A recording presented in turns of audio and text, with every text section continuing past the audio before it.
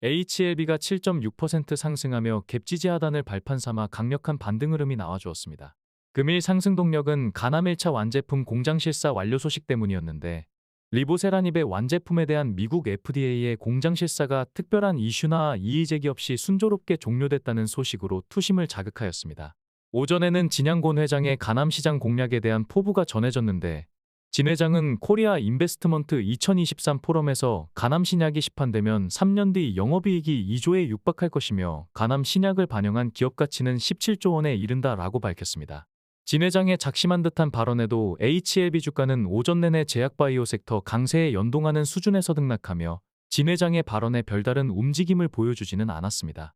그러나 오후 들어 제약바이오 섹터가 상승분을 일부 반납하고 약세로 전환했지만 HLB는 견조한 모습을 보여주었으며 순조로운 가남 완제품 공장 실사 소식으로 잠시 들썩거렸다가 결국 장 종료 직전에 급등세로 마감하였습니다. 지난 9월 4일 HLB는 39만 4천 주의 거래량을 기록하며 2월 14일에 나온 35만 5천 주 이후 7개월여 만에 가장 낮은 거래량을 보여주었습니다. 9월 4일 방송에서는 9월 6일부터 거래량이 늘어날 것이라고 말씀드렸는데 9월 6일 63만 주를 기록한 이후 다음 거래일부터 69만 주와 78만 주로 거래량을 늘어나더니 어제는 8월 23일 이후 처음으로 100만 주를 돌파하였습니다. 금일 거래량은 260만 주를 기록하며 지난 1년간 전체 거래량 중에서 13번째로 많은 거래량을 기록하였습니다. 출량파가 9월 6일부터 거래량이 늘어날 것을 예상할 수 있었던 것은 글로벌 시황에 대한 디테일하고 통찰 있는 분석이 있었기 때문에 가능했습니다. 출량파가 장전에 진행하는 글로벌 시황은 단순하게 정보를 전달하는 것이 아니라 뉴스의 이면을 들여다보고 함의를 분석하며 모멘텀이 있는 시황은 투자 아이디어로 연결하기 때문에 본 방송을 시청하시는 분들은 가급적 참여하셔서 도움받으시기를 권장하겠습니다. 아무튼 거래량은 차트에서 가장 중요한 요소이며 차트의 심장이자 연료와 같은 역할을 하기 때문에 HLB의 견조한 거래량이 지속적으로 나와줄지를 주시하고 대응해야 할 것입니다. 단기 저항 구간이었던 31,380원은 오늘 거래량을 동반한 장대 양봉이 나와주면서 저항력이 절반 이상 감소했다고 볼 수 있으며 이제는 다음 단기 저항선인 33,240원을 주목해야 할 것입니다. 보통 출량파가 설정한 저항 자리는 거래량이 터지거나 장대 양봉이 나와주지 않는다면 한 번에 돌파하기 어렵다는 것을 여러 차례 입증해 드렸었는데 33,240원짜리처럼 몇 차례 공략이 나와준다면 터치한 횟수에 비례해서 저항력 또한 비례적으로 감소한다는 것을 숙지하시면 차트를 이해하는 데 많은 도움이 되실 것입니다. 참고로 금일 나온 HLB의 7.6% 상승은 HLB의 지난 1년간 상승률 중에서 8번째로 높은 상승폭이었습니다. 제약바이오 치고는 그동안 너무 미미한 수준의 등락을 보여주었는데 HLB는 한번 흐름을 타면 무섭게 기세가 살아오르는 특징이 있기 때문에 긴 시간 숨죽여왔던 만큼 머지않아 응집된 에너지가 표출될 것으로 예상됩니다. 장전 텔레그램 채널에서는 HLB 글로벌과 HLB 테라퓨틱스를 추가 대응으로 진입하였는데 최근 HLB 외의 다른 그룹주들을 언급하며 공식적으로 추천하게 된 이유는 지난 방송들에서 지속적으로 강조드렸듯이 최근 HLB 그룹주 차트 모양이 의미 있는 변곡점을 그리고 있었기 때문입니다. 전일 방송에서는 연초 대비 HLB 글로벌과 HLB 테라퓨틱스의 낙폭이 그룹주 내에서 상대적으로 컸다고 말씀드리며 해당 종목들을 주목해야 한다고 말씀드렸습니다. 이러한 이유로 금일 장전에 HLB 글로벌을 추가 진입하였는데 공교롭게도 진입하자마자 21.6% 상승하며 전일 말씀드렸던 낙폭 과대에 따른 반발력을 입증하였습니다. 초보 투자자들은 주가가 장기간 약세를 보이게 되면 멘탈 또한 덩달아 약해지는 것을 흔하게 볼 수 있습니다. 기업의 펀더멘탈은 변한 게 없는데 상대적으로 주가만 과도하게 하락했다면 체념할 것이 아니라 기회로 삼을 수 있는 멘탈과 지혜가 필요할 것입니다. HLB 글로벌은 4,990원에 저항이 있다고 말씀드렸는데 역시나 해당 구간에서는 숨고르기를 하는 모습입니다. 5,630원 위로는 양봉의 몸집들이 제법 크게 자리하고 있기 때문에 공식적인 1차 목표가는 5,630원으로 설정하였는데 해당 구간에서는 부분 익절했다가 조정 시 재진입하는 것이 현명한 대처가 될 것입니다. HLB 글로벌은 최초 진입 이후 장기간 마이너스를 기록했었는데 어느덧 수익권으로 올라섰습니다.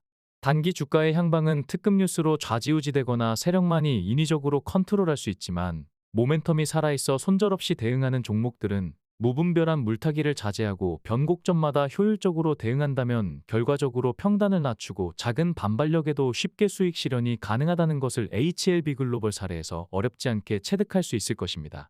HLB생명과학은 1차 저항선까지 특별한 장애물이 없기 때문에 상승 보폭은 작지만 지구력이 있을 것으로 전망해드렸는데 변곡점이라고 말씀드린 8,350원을 딛고 꾸준히 반등세가 나와주고 있습니다. 9,200원과 9,660원의 소소한 저항이 있지만 1,600원까지는 큰 어려움 없이 돌파할 것으로 예상되며 11,000원 자리에서는 역시나 부분익저로 조정 시 재진입하는 것이 현명한 대처가 될 것입니다. HLB 테라퓨틱스는 장전에 추가로 진입 사인을 드렸는데 역시나 바닥을 딛고 반등하는 모습입니다. 거래량이 터진 8월 1일의 시가가 제법 부담스럽기 때문에 해당 일봉을 커버할 수 있는 거래량으로 매물을 흡수해주는 것이 해당 구간에서의 긍정적 예후를 기대할 수 있게 할 것입니다. HLB제약은 3거래일 연속 의미 있는 거래량이 나와주며 상승 탄력을 가속화하고 있습니다. 직전 저항 라인이었던 13,380원에서 윗꼬리를 남겼을 때 정당한 조정에 해당된다고 말씀드렸는데 또다시 윗꼬리가 나오기는 했지만 장 초반 견조한 흐름으로 D마크 방어선을 지켜주면서 상승세를 유지하고 있습니다. 윗꼬리가 나오면 다음날 D마크를 주목하라고 말씀드렸는데 장 초반 견조한 흐름을 보인다면 전일 상승 탄력이 페이크가 아닐 가능성이 훨씬 크다는 것을 유념하시기 바랍니다. 진양곤 회장은 HLB제약이 1회 주사만으로 한 달 이상의 약효를 지속할 수 있는 장기지속형 주사제 기술을 보유하고 있다고 말하며 비만 치료제의 장기지속형 주사제를 접목하면 부작용을 낮추고 환자 편의성을 높일 수 있다라는 주장으로 HLB제약의 상승 모멘텀에 화력을 지원하였습니다. HLB 파나진 역시 출량파 추가 대응가를 딛고 추세 반등이 나와주고 있는데 4,815원에 만만치 않은 저항이 있으며 5,670원에는 보다 강한 저항이 근거리에서 버티고 있기 때문에 특별한 호재 뉴스나 거래량을 동반한 장대 양봉으로 매물을 흡수하지 않는다면 조정 파동 없이 한 번에 통과하기는 쉽지 않을 것으로 판단됩니다. 전일 미국 3대 지수가 모두 상승했지만 중화권 증시가 하락하고 미 선물 시장마저 약세로 전환하자 우리 증시는 미 증시화와 커플링되지 못한 채 약세로 마감하였습니다. 코스피 시총 32건의 등락을 보면 시총 상위권 종목들이 하루하루 등락을 반복하고 있는데 오늘은 전일 상승분을 반납하며 약세로 마감하였습니다. 그동안 강세를 보였던 포스코 그룹주들은 2차전지 약세를 주도하며 낙폭을 확대하였습니다. 코스닥은 에코프로 그룹주가 변곡점에서 낙폭을 확대하며 이틀 연속 약세를 지속하였으며 알테오젠은 식약처 품목 허가 이슈가 지속되며 이틀 연속 강세를 보였습니다. HLB 또한 상대적으로 강한 하루를 보냈다는 것을 차트로 확인할 수 있겠습니다. 전체 제약바이오주 등락을 살펴보면 알테오젠을 제외하고는 전일 강세였던 종목들이 약세 전환하였으며 엑세스바이오는 미국 디지털 헬스케어 기업 지분 확보 소식으로 강세를 보였습니다. HLB 그룹주는 다수의 종목이 상위권에 포진하며 상대적으로 견조했다는 것을 보여주고 있습니다. 코스피는 종이목재와 음식료가 상대적인 강세를 보였으며 제약바이오 섹터는 1.54% 하락하며 초반의 상승분을 반납한 채 마감하였습니다. 코스닥은 통신방송과 운송장비가 강세를 보였으며 제약바이오는 0.26% 하락했지만 지수보다는 견조한 모습을 보여주었습니다. 2차전지와 반도체가 여전히 약세를 보였는데 전기전자는 전일 등락률 최하위에 이어 오늘도 바닥권에 위치하며 지수 약세를 주도하였습니다. 코스피는 소비자물가지수 발표를 앞두고 기관이 매수 우위로 관망하였으며 개인의 매수를 외국인은 순매도로 대응했습니다. 코스닥 또한 기관과 개인의 소소한 매수를 외국인이 순매도로 대응하였습니다.